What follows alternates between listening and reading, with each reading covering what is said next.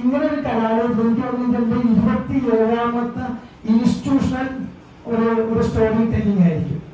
മാത്രമല്ല അങ്ങനെ കയറിപ്പോകുന്ന ഒരാള് ഇന്ന് ഇന്ത്യയിൽ അറിയപ്പെടുന്ന IIT മുതൽ, ലീഡ് കോളേജ് മുതൽ, നിങ്ങൾ അറിയപ്പെടുന്ന അമൽ ജോർജ് എഞ്ചിനീയറിംഗ് കോളേജ് മുതൽ, DC കോളേജ് മുതൽ ഏകദേശം more than 400+ ഇൻസ്റ്റിറ്റ്യൂഷനുള്ള ഇൻഡസ്ട്രിയൽ ലോണ്ടറി മിഷൻ സപ്ലൈ ചെയ്തിരിക്കുന്ന ഒരു കമ്പനി എന്റെയാണ്. അപ്പൊ അതിനർത്ഥം കരിക്കുലം പോയി പഠിച്ച് അവിടുന്ന് വിജയിച്ചതിനേക്കാൾ ഒരു അതേ കരിക്കുലം നടത്തുന്ന ഫേമസ് കോളേജുകളിൽ എന്റെ മിഷൻസ് ഓടുന്നുണ്ട് എന്ന് പറയുന്നത് തന്നെ എനിക്ക് വളരെ വലിയൊരു അഭിമാനമാണ്.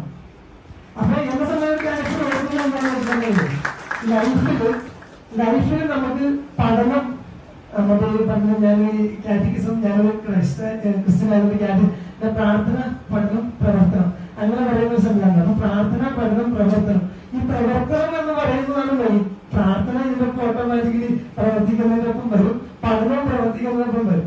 അപ്പൊ പഠനം വലിയ ഇമ്പോർട്ടന്റ് ആണ്. നമ്മൾ ലേണിംഗ് ആണ് ഏറ്റവും വലിയ ഇമ്പോർട്ടന്റ്.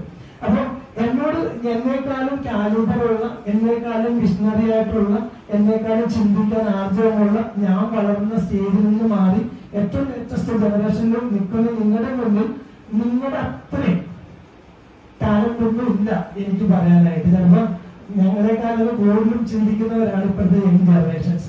മാം എന്റെ കമ്പനി, ഞാനിപ്പോ ഇന്ന് വേറൊരു കാര്യം കൂടി പറയുന്നത് പെട്ടെന്നാണ്. നിങ്ങൾ ഇവിടെ പ്രസന്റേഷൻ തയ്യാറാക്കി വളരെ അമേസിംഗ് ആണ്. ഞാൻ ചില സമയത്ത് എന്റെ കൂട്ടത്തിൽ എന്റെ ടീമിനോട് പറയും നാളെ ഒരു പ്രൊജക്ട് ചെയ്യാനായിട്ട് ഒന്ന് പ്രസന്റേഷൻ തയ്യാറാക്കാവുന്നത്. അവിടെ ഇതുപോലെ ഇപ്പൊ റെയിൽവേയുടെ ഒരു ടെൻഡർ ഉണ്ട്, റെയിൽവേയുടെ ചീഫ് എക്സിക്യൂട്ടീവ്സ് വരും, അവരെ കാണിക്കാനായിട്ട് മെഷീന് വേണ്ടി ഇത് അവരെവിടെയെങ്കിലും ഒരു PDF ഒക്കെ എടുത്ത് വന്ന് PPT ഒക്കെ ഉണ്ടാക്കി തട്ടിക്കൂട്ടി വന്നു. ഞാൻ ഈ PPT കണ്ടിട്ട് ഞാനോർത്തെ ഇവർ വളരെ മനോഹരമായിട്ട് ചെയ്തിട്ടുണ്ട്. അപ്പൊ അതുകൊണ്ട് അത് ചെയ്ത അതിന്റെ അണിയറ പ്രവർത്തകർക്ക് അഭിനന്ദനങ്ങൾ. പിന്നെ ഒരു കാര്യം എന്ന് പറഞ്ഞിട്ടുണ്ടെങ്കിൽ എന്നെ ഇത് ആദ്യമായിട്ട് കോണ്ടാക്ട് ചെയ്യുന്ന അഞ്ചാനാണ്. അപ്പൊ അഞ്ചാനാണ് സുബ്രാജ് ഇന്നലെ വിളിച്ചു, ഹായിട്ടു സാർ ഇന്നലെ ഭാരത് മാതാ കോളേജിൽ നിന്നാണ് ഒരു ടോക്കിന് വരാമെന്ന് ചോദിച്ചു.